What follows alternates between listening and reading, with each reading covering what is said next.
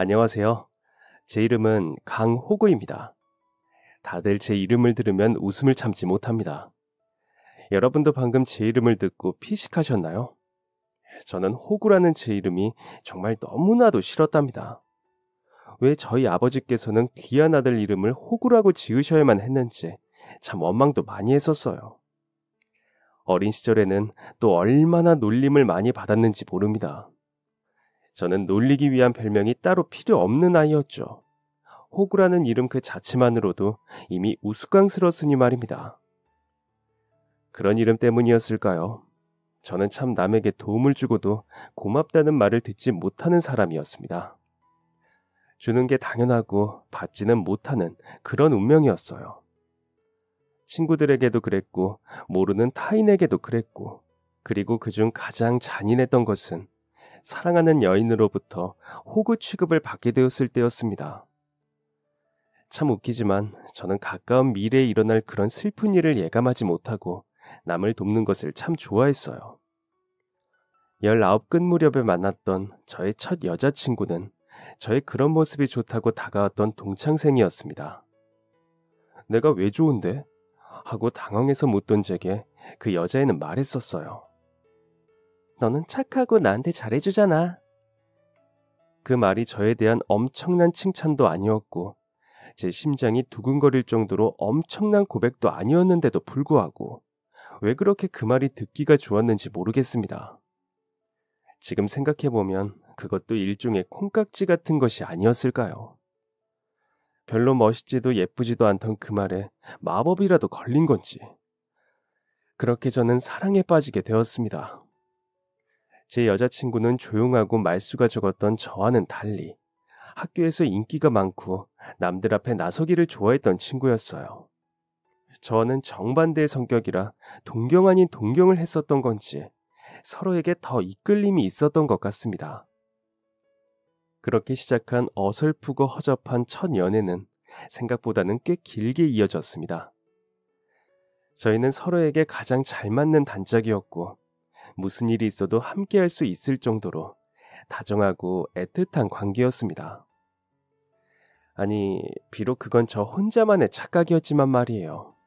19에 만나 20살 끝 무렵까지 약 1년 정도까지만 해도 그렇게 알콩달콩 달달한 사이는 아니더라도 서로의 가장 가까운 친구 사이로 풋풋한 연애를 했던 것 같습니다. 하지만 제가 21살에 군대 입대를 하게 되면서 세상에서 가장 오래오래 저와 함께할 것만 같았던 여자친구가 저를 떠나게 되고 말았어요. 세상에서 가장 잔인한 배신을 당한 것입니다. 충분히 친구로만 지낼 수 있었음에도 굳이 서로 마음을 확인하고 연인이 되기까지 가볍게 만났던 마음은 아니었기 때문에 저는 여자친구를 진심으로 믿었습니다. 완전히 신뢰했어요. 저를 떠나지 않을 거라는 생각, 배신하거나 속이지 않을 것이라는 믿음 말이에요. 하지만 그녀는 그런 저의 굳은 믿음에 보란듯이 배신이라는 크나큰 상처를 안겨주고 말았습니다. 자대를 배치받고 첫 휴가를 받아 나왔던 그날, 저를 왈아가느며 반겨줄 줄만 알았는데 어딘가 모르게 냉랭하던 여자친구는 눈치 없는 저는 그때가 한여름이라 더워서 그러는 줄 알고 손으로 여자친구 얼굴에 부채질이나 해주고 있었어요. 냉면을 먹고 나와서 후식으로 아이스크림을 사 먹으며 길을 걷고 있는데 여자친구가 벼랑간 걸음을 뚝 멈추며 제게 물어오더군요. 너 휴가 언제까지야? 저는 그녀가 제 짧은 휴가가 아쉬워서, 흘러가는 그 시간이 아쉬워서 그러는 줄 알았습니다. 저만 그 시간이 아쉬운 것이 아니라는 생각에 저는 그만 칭얼거리듯 그녀에게 말했어요. 나도 시간이 천천히 갔으면 좋겠다고 말입니다. 그때 그녀가 지었던 표정이 얼마나 잔인했는지 모릅니다. 마치 징그러운 것을 본 것 마냥 저를 혐오스레 올려다보며 하던 말이 내내 상처가 되어 남았었어요. 아니, 난 그런 생각한 적 없는데? 묻는 말에 대답이나 해. 너 휴가 언제까지냐니까? 그리고 그대로 대답만 듣고 집으로 돌아간 여자친구는 제 휴가 마지막 날까지도 내내 연락이 닿지를 않았습니다. 집 앞에도 찾아가 보고 전화도 걸어보았지만 만날 수가 없었어요. 그때까지도 저는 제가 뭘 잘못한 줄로만 알고 전전긍긍하며 여자친구를 만나기 전까지 제발 휴가가 끝나지 않길 빌고 또 빌었습니다. 그리고 휴가 마지막 날, 여자친구가 드디어 전화를 받더군요. 길게 통화를 하지도 못했습니다.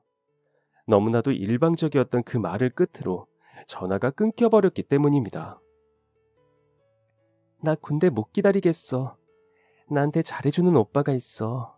그 오빠는 회사도 다니고 돈도 벌고 내 마음이 그쪽으로 더 끌려. 너한테는 미안하게 됐어. 말로만 듣던 이별 통보. 고무신을 참 빨리도 거꾸로 신어준 여자친구 덕에 가슴이 찢어지는 듯한 배신감을 느낄 수 있었습니다. 그리고 저는 그녀의 이별 통보를 받자마자 부대로 복귀해야 하는 한심한 상황이었어요. 솔직히 시간이 더 있었다고 하더라도 그녀를 찾아갈 수는 없었습니다. 백수나 다름없는 군인 신분인 나보다 직장인은 연상에게 더 마음이 끌린다는 그녀에게 더 할 말이 없었으니까요. 허무하게 끊겨버린 전화기에 대고 소리 질러보고 울어도 보았지만 그런다 한들 나의 초라한 존재 자체가 부정될 수는 없었습니다. 이건 분명 이름 때문이다. 그렇게 생각했어요. 이름이 가져다준 호구라는 저주는 끝까지 풀릴 생각을 않는구나 싶어서 정말 괴롭고 힘들었습니다. 저녁을 하면 당장 이름부터 바꿔야겠다고 다짐까지 할 정도였어요.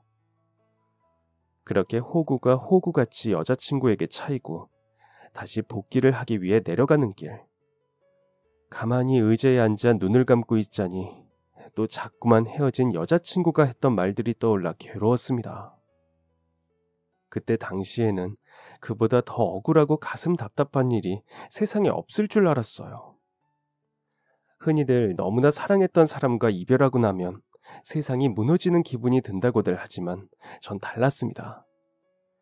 제 세상은 무너지지 않고 그냥 제 존재 자체가 저기 저 쓰레기통으로 굴러 떨어지는 것을 하염없이 지켜만 봐야 하는 괴로움이었어요.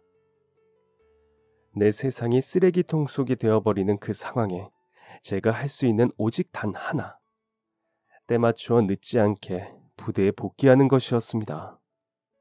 괴롭다고 집에서 이불을 뒤집어 쓰고 울거나 술을 진탕 퍼마신다고 복귀를 하지 않으면 곧장 탈영병이 되는 신세였으니 말이에요.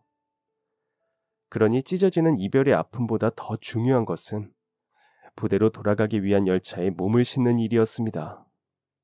잔인하고 끔찍한 것은 그녀가 아니라 이 나라의 현실이었습니다. 그렇게 두 눈을 꼭 감고 애써 생각을 지어보려 했지만 그러면 그럴수록 가슴에 새겨진 생채기 위로 따가운 소금을 뿌려대는 격이었어요. 열차는 그날따라 만석이었습니다. 빽빽하게 들어선 자리마다 남는 좌석 하나 없이 빼곡했어요. 답답하고 막막한 제 마음은 그 빼곡하게 들어앉은 사람들을 보고 있으니 더욱더 답답해져 왔습니다. 아마 부대로 돌아가고 나면 그 안에서는 그보다 더 답답한 마음이 들 것이라는 생각에 다가올 가까운 미래가 두렵기도 했습니다. 그렇게 한참을 괴로워하는 도중 열차가 한 역에 멈추어 섰습니다. 멈추어 선 열차가 어느 역에 멈추었는지 따위는 중요하지 않았습니다. 그저 제 마음속에는 열차가 느리게 가는 게 더 나쁠지 열차가 빠르게 가는 게 더 나쁠지 따위만 생각하기 바빴어요. 둘 중 어느 것도 좋을 것은 없었습니다. 더 나쁘냐 덜 나쁘냐의 문제일 뿐이었어요. 자꾸만 눈물이 차오르는 것을 막으려고 일부러 눈꺼풀을 눌러 닫은 채 열차가 출발하는 소리에 가만히 귀를 기울였습니다. 그렇게 몇 분을 더 갔을까요? 출발한 지 얼마 되지 않은 시간에 제가 타고 있던 칸의 문이 열렸습니다. 그리고는 제잘거리는 여자아이의 소리가 들려왔습니다. 고요하고 삭막했던 한여름 만상 열차 칸의 답답함을 깨부수는 소리였어요. 아이의 그 목소리가 어찌나 청량한 탄산 음료처럼 느껴지던지 눈물을 참으려고 꾹 감고 있던 두 눈이 저절로 떠졌습니다. 그리고는 시선이 자연스레 그 소리가 나던 곳으로 향했어요. 그곳에는 말괄량이 같은 표정을 지으며 열차를 두리번거리는 여자아이 하나와 그 아이의 손을 꼭 붙잡고 난감한 표정으로 주변을 두리번거리는 만삭의 임산부가 서 있었습니다. 그걸 보는 순간 자리에서 벌떡 일어나지 않을 수가 없었어요.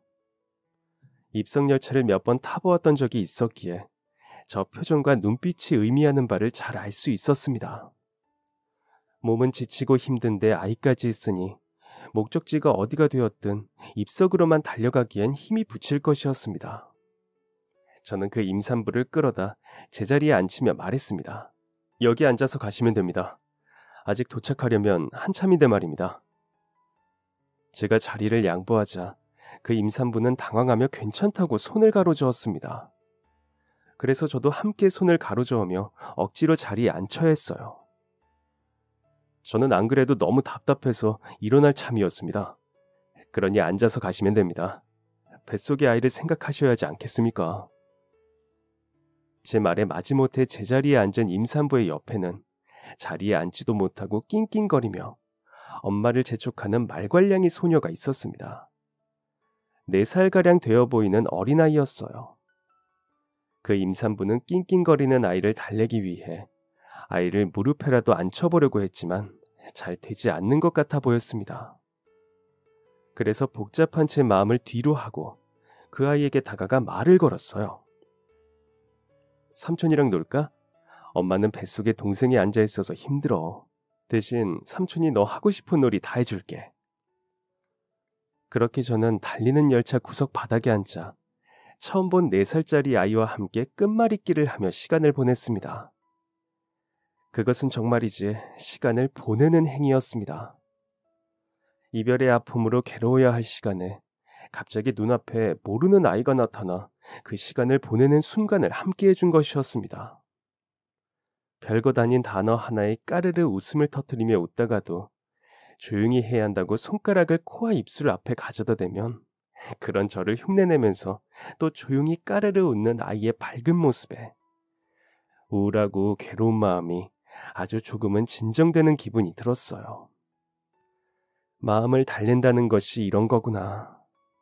아이와 함께 웃고 떠들며 비록 열차 안에서 조금은 시끄럽게 구는 비면의 승객이 되었더라도 그 순간이 제게는 많은 힘이 되었습니다.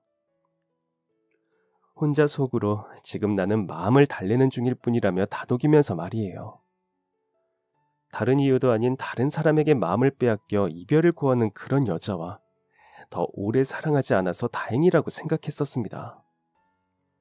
그렇게 생각하다 아이의 웃음소리를 들으며 함께 즐거웠다가 또 마지막에는 결국 그래도 저는 부대에 복귀하고 있다는 생각을 하며 다시금 우울해졌지만 말이에요.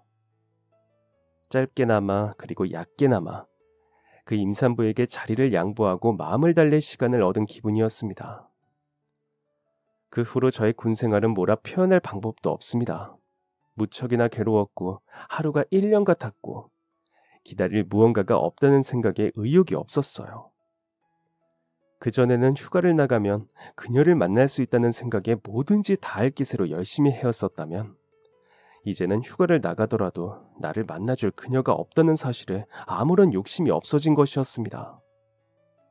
그래도 그런 시간들이 흐르고 흐르면서 자연스레 잊어갈 수 있었습니다.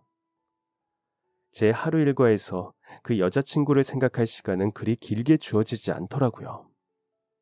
고된 훈련 끝에는 언제나 시간에 맞춰 빨리빨리 해야 하는 것들 뿐이었고 틈날 때마다 찾아오는 괴로운 생각들은 그보다 더 괴로운 눈앞의 현실들로 잊을 수 있었습니다.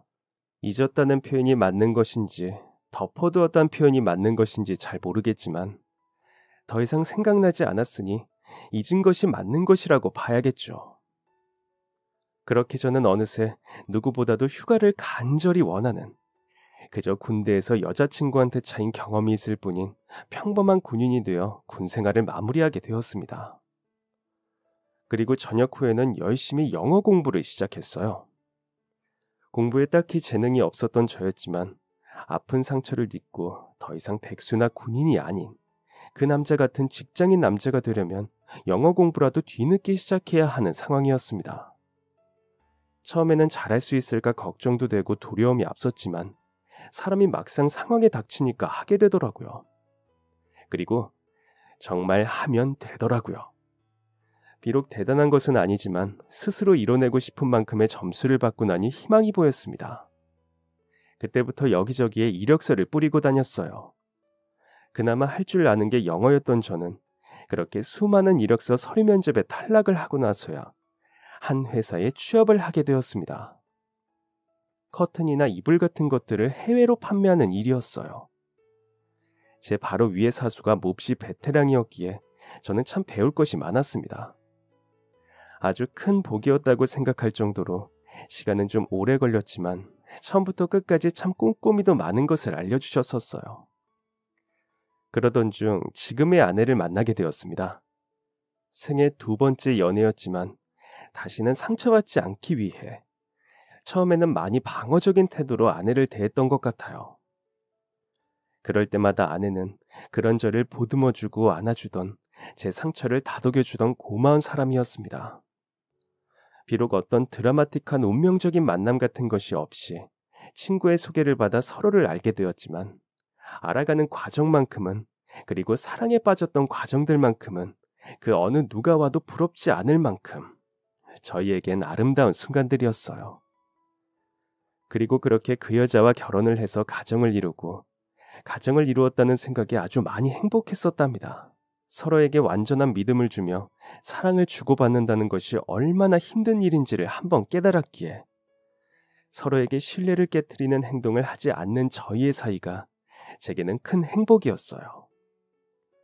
남녀 관계에 그리고 부부 관계에 있어 신뢰보다 더 중요한 것은 없다고 생각했던 저였습니다.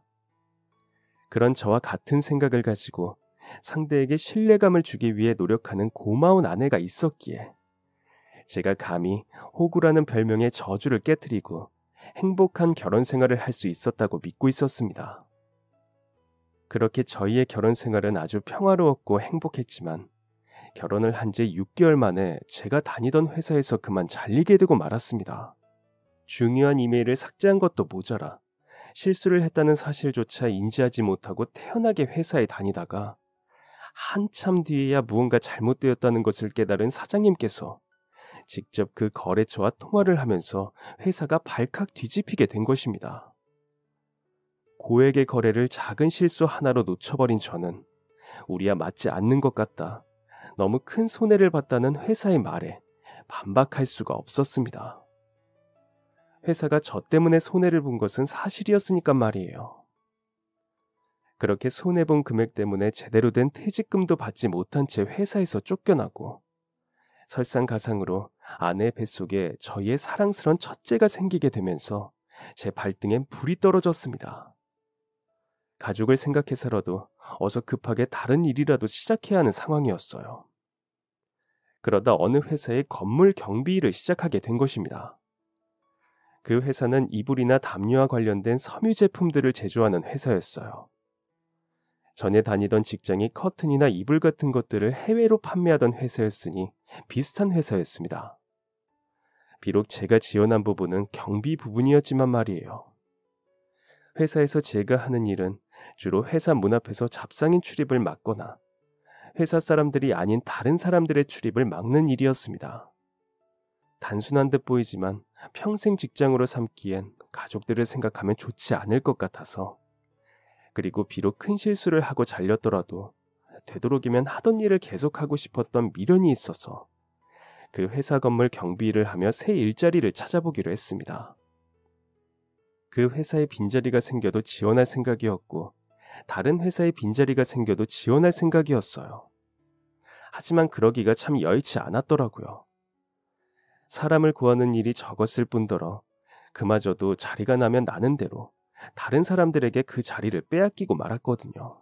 허접한 경력의 저를 네모난 종이 한 장에 판단하고 결정을 내리는 세상이니 다시 겸손한 마음으로 시작하지 않으면 많이 힘들 것으로 보였어요. 그래도 저는 계속해서 평생 직장으로 삼을 수 있을 만한 일자리를 찾으며 노력했습니다. 그러면서 몸담고 있던 그 회사에도 그리고 제가 하는 경비일에도 최선을 다했어요. 과정이 어떠했고 상황이 어떠하든 상관없이 누군가 저를 고용하고 일을 할 수 있도록 해준다는 것이 감사했기 때문이었습니다. 회사는 전반적으로 밝고 에너지가 넘쳤습니다. 건물을 들어서는 느낌부터가 전에 일하던 회사와는 다른 분위기가 물씬 풍겼어요. 아주 깨끗하고 맑은 느낌이라고 해야 할까요? 크고 넓은 대기업의 웅장한 로비와는 물론 비교가 되질 않았지만 늘 반짝거리는 바닥과 유리창, 서로를 향해 인사하는 직원들의 밝은 미소가 그 어느 대기업보다도 좋아 보이게 만드는 것 같았습니다. 아주 간혹 오며 가며 직원들 입으로 전해 듣기에 회사 사장님이 깐깐하다고 까다롭기만 할 것 같은 이미지였지만 그것도 알고 보니 아니었더라고요. 출근하고 일주일 만에 만난 건물 청소하시는 분이 해주신 이야기를 듣고 사실을 바로 보게 되었기 때문입니다. 그날은 아침 일찍부터 잠에서 깨어나 평소보다 조금 서둘러 나갔던 날이었어요. 회사에 도착해 근무복을 갈아입고 화장실에 갔다가 그분을 마주쳤습니다. 솔직히 저는 알아보지 못했었는데 그분은 어떻게 저를 기억하고 계셨던 건지 단번에 알아보시더라고요.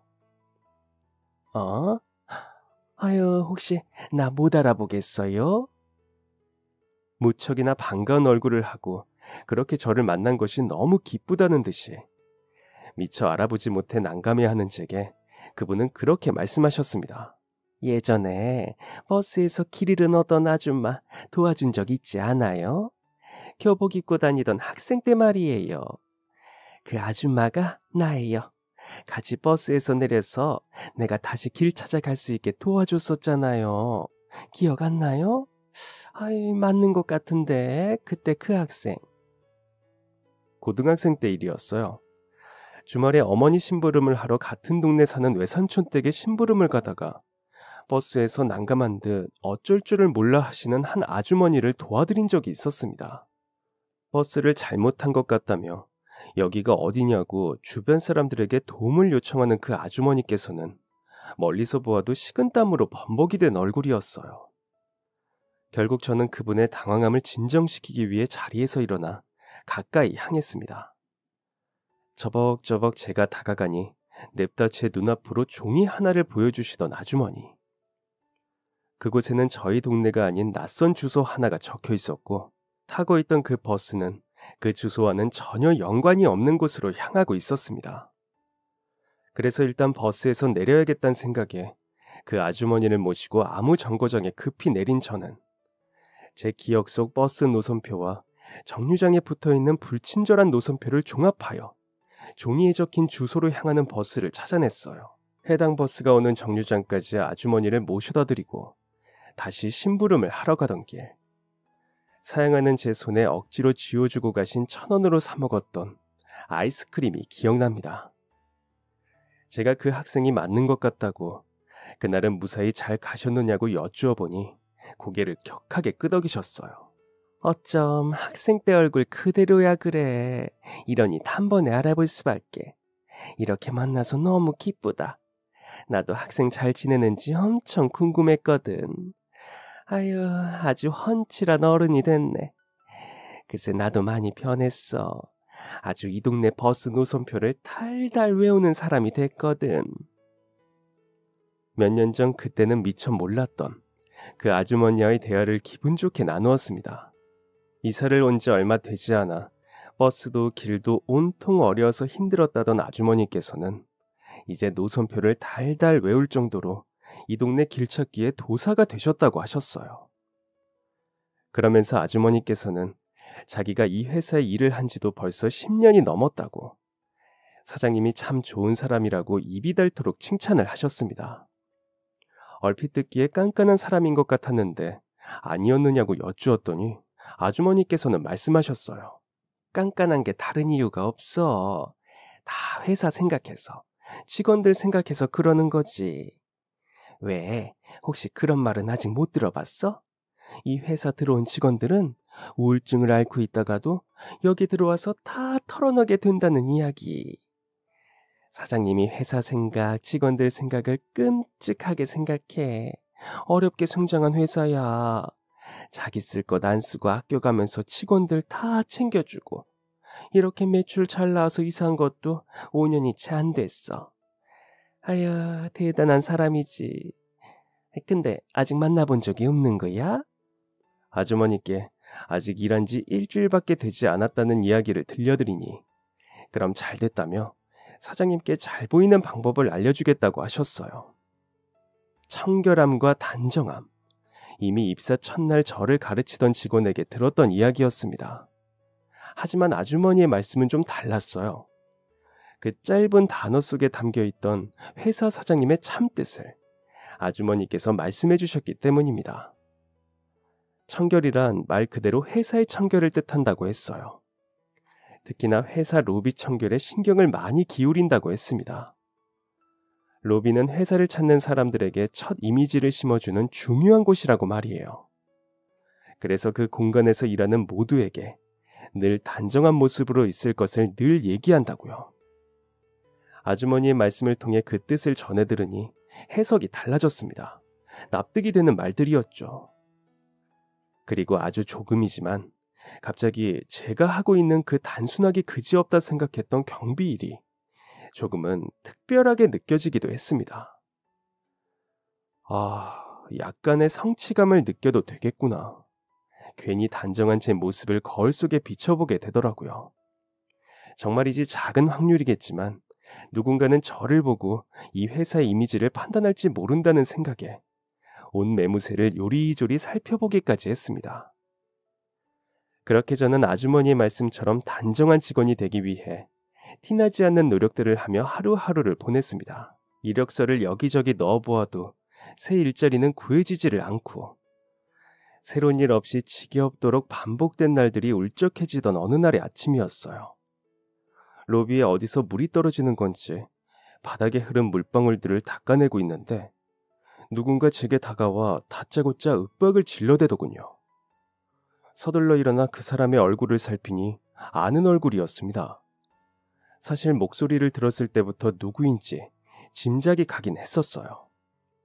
그 사람은 바로 근래 들어 저를 계속 괴롭히던 회사 부장이었습니다.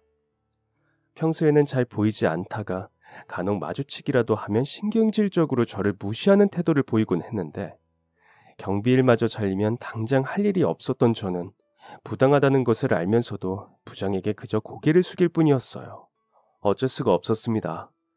부장은 사장 남동생이기까지 했으니까요. 사장 동생이 사장보다 더 직원들을 막대하고 부려먹으려고 하는 고약한 상황이었지만 그 누구도 그 앞에 쉽게 나서질 못했습니다. 팔은 안으로 굽는다는 말이 있으니 다들 함부로 사장 동생을 건드렸다가 피해를 입을까봐 몸을 사리는 것 같았어요. 물론 저 역시도 마찬가지였습니다. 이름 따라 또 호구짓을 당하고 있는 것 같아 속상했지만 당장 사장 동생을 잘못 건드렸다가 무슨 일이라도 나는 날엔 어렵게 구했던 일자리를 잃을지도 모르는 상황이었어요. 집에 아내와 뱃속에 아이가 있는데 그래서 제가 아무리 안타까운 호구가 될지언정 꼭 참아야 했습니다. 그러려고 했는데 그날은 부장이 심해도 너무 심하더군요. 아니, 아침부터 부장이 힘들게 출근하는데 말단 직원이 그걸 보고 인사를 안 해? 어이, 당신 하는 일이 뭐야? 어? 말해봐, 말해보라고. 화를 내며 언성을 높이고 제게 반말을 하며 무시하는 것까지가 전부라고 생각했었습니다. 그래도 참을만 했기에 그 정도는 충분히 견딜 수 있었기에 말이에요. 그런데 부장의 손바닥이 제 뺨으로 날아오는 것이 아니겠어요. 옆통수를 툭툭 신경질적으로 치던 손이 끝내는 뺨으로 와 세게 부딪히고 만 것입니다. 돌아간 고개에 사고 회로도 멈추었습니다.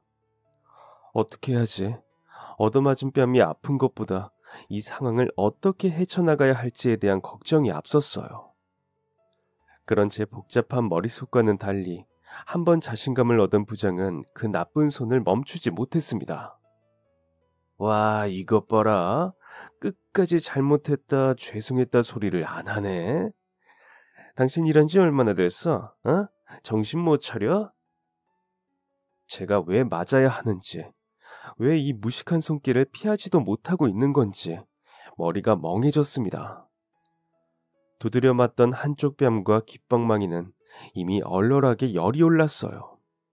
지나가던 직원들 그 누구도 어느 하나 쉽사리 말리지 못하고 주변을 서성이기만 했습니다. 그들의 입장을 이해 못하지 않기에 원망하는 마음도 없었어요. 그냥 이 순간만 지나가면 된다는 생각만 했습니다. 빨리 이 회사를 떠야겠다는 생각도 함께였고요. 그런데 그때였습니다. 누군가 로비로 들어오며 야, 이 미친 자식아 하고 호통을 치는 소리가 들려왔어요. 제 머리를 쳐대던 부장의 손이 허공에서 우뚝 멈추는 것이 보였습니다. 고개를 돌려 본 곳에는 입사를 하고 난 후 처음으로 마주하는 사장님이 서 계셨어요. 부장은 허공에 올리고 있던 손을 서둘러 내리며 사장님을 향해 꾸벅 인사했습니다. 화가 난 사장님의 얼굴이 무섭게 일그러졌습니다. 분명 그 얼굴은 인자한 여성 그 자체였지만 느껴지는 분위기는 살벌했습니다. 지금 이게 뭐 하는 짓입니까? 박 부장? 로비를 걸어 들어오며 호통을 치던 그 목소리로 부장을 향해 또 한 번 호통을 치려던 사장님께서 옆에 서 있던 저를 보고는 한숨을 쉬며 분을 사기는 듯 했습니다. 부장은 제가 일을 똑바로 하지 않아서 교육을 하던 중이었다고 어처구니 없는 말들을 뱉어냈어요. 너무 황당하고 어이가 없었지만 당당하게 사장님의 눈을 마주하는 것으로 말없이 제 의견을 전달하려 애썼습니다. 저의 억울함을 꼭 알아주셨으면 하는 마음을 담은 눈빛이었어요. 그런데 그때 제게 괜찮으니 억울한 일을 당했다면 꼭 이야기해달라는 말을 하며 헝클어진 옷 매무새를 다듬어 주시던 사장님께서 순간 흠칫하며 저를 바라보았습니다. 미안함이 가득 묻어있던 좀 전의 표정과는 전혀 다른 표정을 하고서 말이에요. 얼떨결에 저는 그 눈을 다시 한번 빤히 마주치게 되었습니다. 그런데 그때 사장님이 제게 물었어요. 혹시 군복무 어디서 했어요? 사장님의 시선은 어느새 제 가슴팍에 새겨진 명찰을 향해 있었습니다. 군복무를 어디서 했느냐는 말은 비슷한 또래의 남자 직원들이나 남자 상사들에게 들어보았지 어떤 나이대의 여자에게서도 들어본 적 없던 질문이라 말문이 턱 하고 막혔습니다. 그 상황에 적절한 질문도 아니었고 말이에요. 잠깐 머뭇거리던 제가 정신을 차리고 대답을 드리니 사장님께서는 충격을 받은 듯 손으로 입을 가리며 얼굴을 일그러뜨리셨습니다. 헉 하고 숨 넘어가는 그 소리가 너무 커서 직원들도 저도 함께 당황했었어요. 사장님께서는 거의 저를 끌고 가다시피 해서 회의실에 데려가 의자에 저를 앉혔습니다. 그러더니 이윽고 눈물을 펑펑 흘리며 사장님이 꺼내신 이야기는 그보다 더 놀랍고 당황스러웠습니다.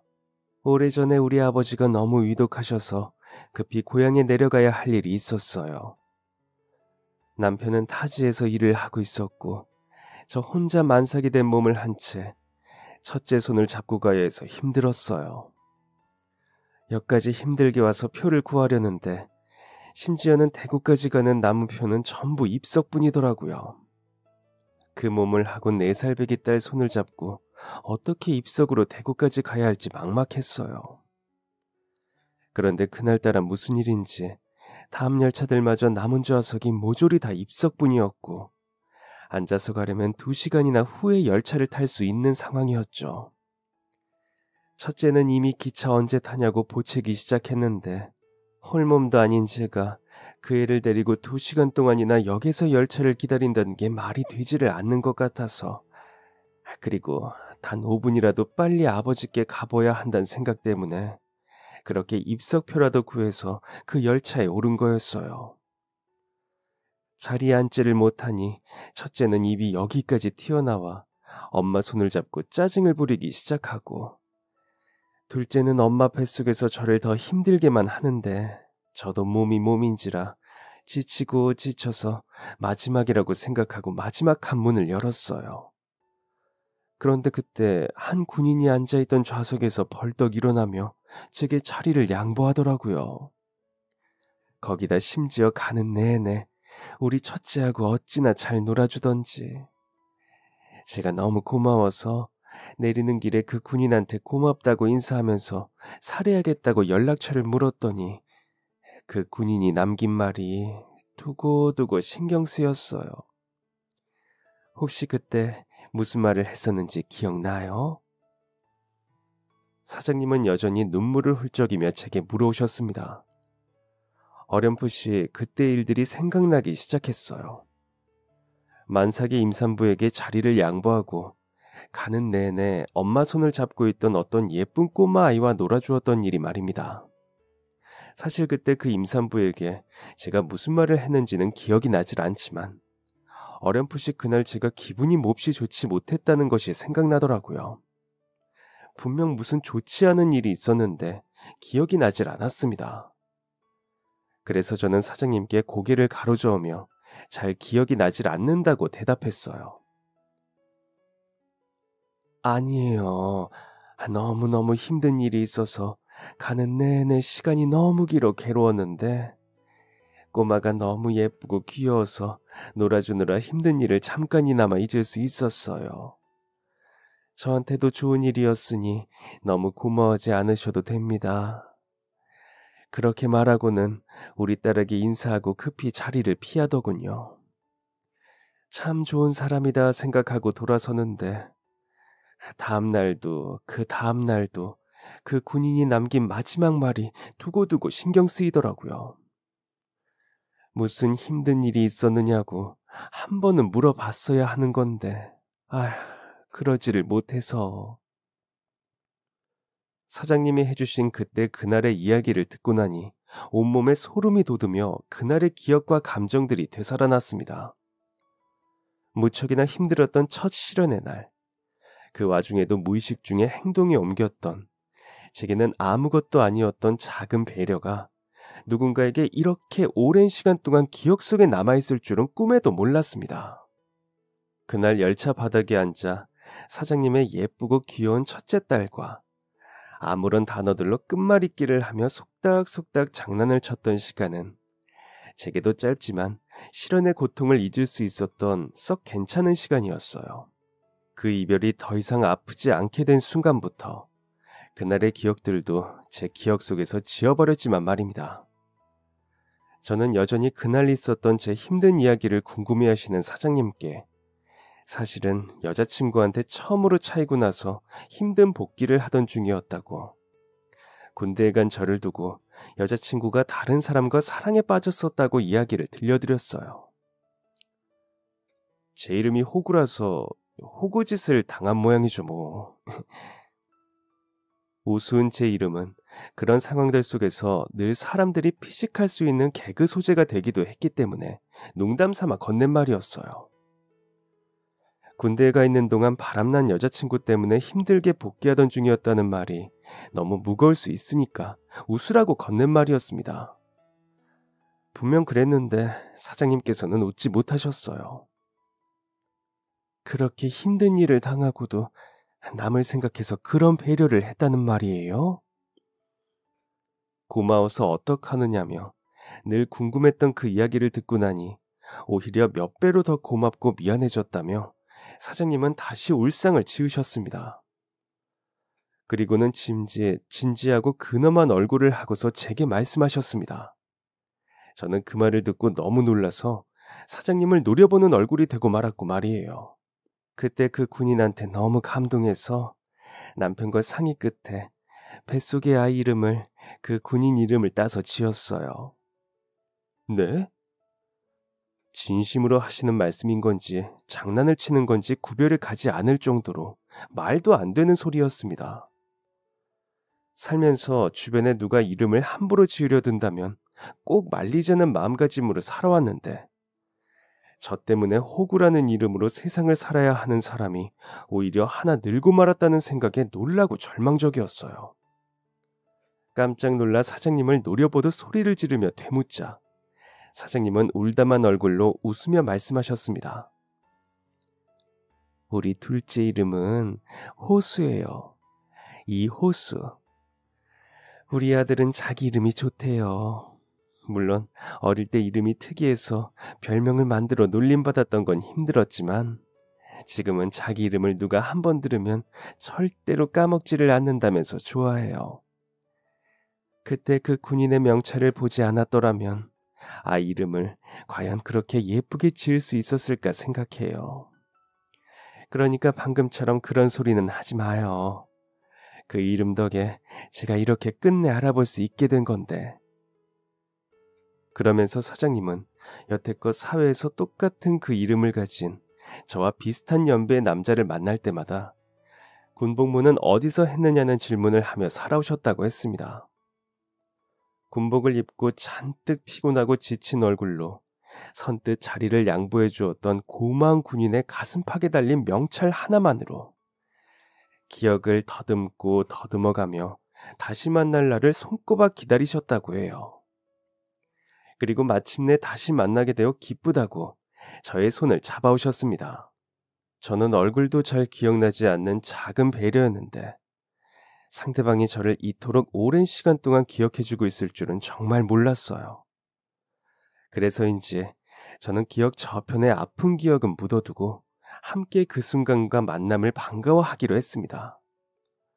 그런데 그러던 중 사장님께서 갑자기 아참 하고 박수를 치며 다시 환한 얼굴을 하시더군요. 맞은 곳은 괜찮아요? 많이 아팠죠? 아휴, 저놈의 자식을 내가 그냥... 이대로 그냥 넘어가면 절대 안 된다며 어딘가 전화를 걸어 당장 튀어오라는 말만 남기고 전화를 끊어버리더군요. 그리고는 얼마 안가 부장이 헐레벌떡 회의실로 들어왔습니다.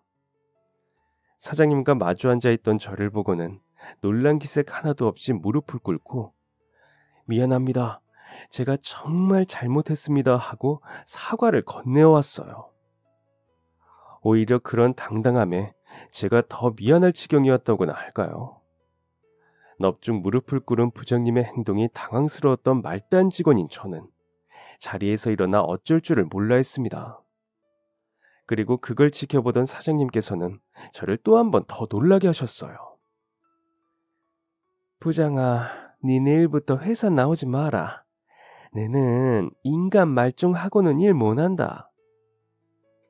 자연스레 섞여있는 대구 사투리와 부장님을 향한 냉정하고도 무서운 말투와 표정이 조금은 속 시원하기도 했고 말입니다.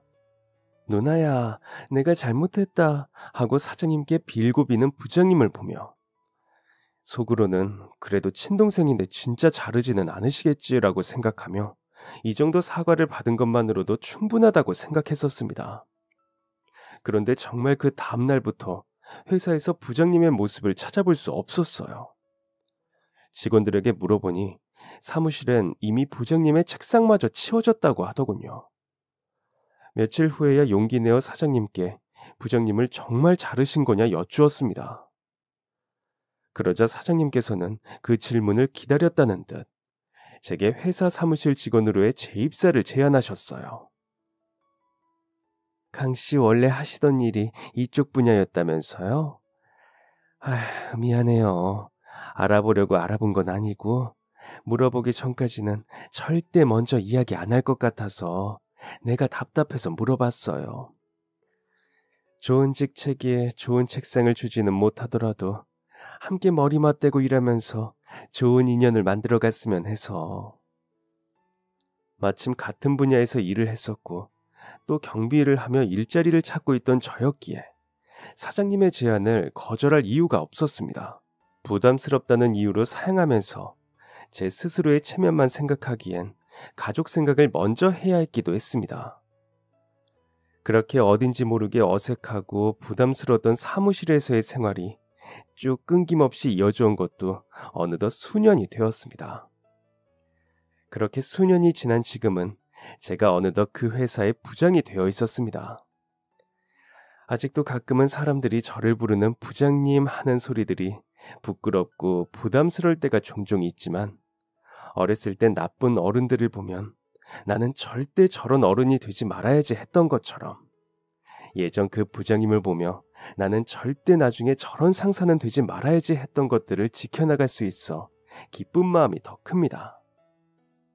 할 줄 아는 것도 많이 없었고 저보다 더 어리고 똑똑한 친구들이 많이 있었음에도 불구하고 저를 버리지 않고 끝까지 안고 가주셨던 사장님이 계셨기에 제가 이 자리까지 올 수 있었다고 생각합니다. 그리고 사장님 역시 그렇게 성공하시기까지 수많은 노력 속에 회사를 아끼고 직원을 아끼는 마음이 있었기 때문에 지금의 모습을 하실 수 있다고 생각을 해요. 그리고 저도 그런 저희 사장님의 사원처럼 직원과 회사를 아끼는 그런 직원이 되기 위해 백발이 되도록 노력하고 있습니다. 이제 저희 직원들은 저를 보며 대단하다는 말을 하곤 합니다.